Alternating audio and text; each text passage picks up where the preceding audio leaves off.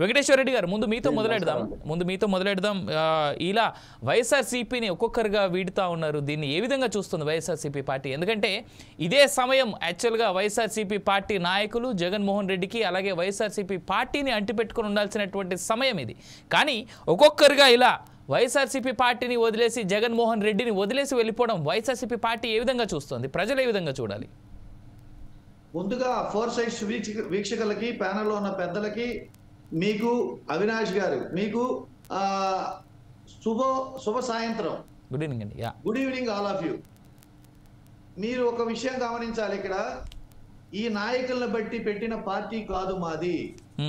నడపటానికి తండ్రి లేకపోయినా, నడవడానికి దారి లేకపోయినా, కారు మబ్బులు కమ్ముకున్నా, బెదిరింపులు వచ్చినా, భయపెట్టినా, కేసులు పెట్టినా, జైల్లో పెట్టినా మొక్కబోని ఆత్మవిశ్వాసంతో తన తండ్రి మరణం చేత బలవన్ మరణాలకి గుండె ఆగి చనిపోయిన వాళ్ళందరికీ నేనున్నానని భరోసా ఇచ్చి, మాట ఇచ్చి, ఒక్క అడుగు కూడా వెనక్కి తగ్గకుండా నిలబడితే ఆయన వెంట జెండా పట్టుకొని ఎండనక వాననక రేయనక పగలనక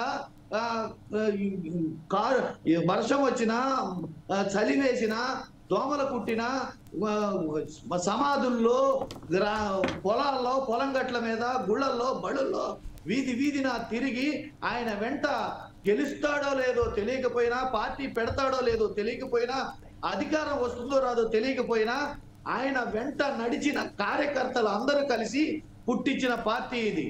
ఇలాంటి నాయకులు పోయినంత మాత్రాన ఆ పార్టీకి ఏదో జరుగుతుందనేది వాళ్ళ భ్రమ. నేను ఒకటే చెప్తున్నాను, జగన్మోహన్ రెడ్డి గారు నాయకుల్ని చూసి అధికారం కోసం పెట్టిన పార్టీ కాదు, అధికారం కోసం వచ్చిన పార్టీ కాదు ఇది. కేవలం తను ఇచ్చిన మాటని నిలబెట్టుకోవడం కోసం, ఆ మాటే నా వేదమని, నా మాటే నా సిద్ధాంతం అని చెప్పి నమ్మి ఆయన అడుగులు వేశారు. కాలక్రమేణా ఇది పార్టీగా అవతరించింది. సామాన్యుల్ని ఒక ఫోటోగ్రాఫర్ గా ఉన్న ఆ నందిగం సురేష్ గారిని పార్లమెంటుకు పంపించారు. ఆ ఒక పాదయాత్రలో నడిచిన ఒక సామాన్య కార్యకర్తని డాక్టర్ గురుమూర్తిని పార్లమెంటుకు పంపించారు. ఇలాంటి మధ్యలో వచ్చిన నాయకులు మధ్యలో వెళ్ళిపోతే మా పార్టీకి ఏదో నష్టం జరుగుతుందని మేము అనుకోము కూడా.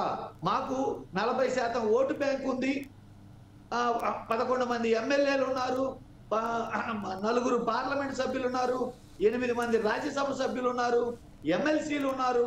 ఇంకా అత్యంత బలోపేతమైన గ్రామ స్థాయి నుంచి అత్యంత బలోపేతమైన క్యాడరు, బూత్ కమిటీలు, సోషల్ మీడియా కమిటీలు, గ్రామ కమిటీలు, మండల కమిటీలు, జిల్లా కమిటీలు, రాష్ట్ర స్థాయిలో బలోపేతమైన క్యాడర్ ఉంది.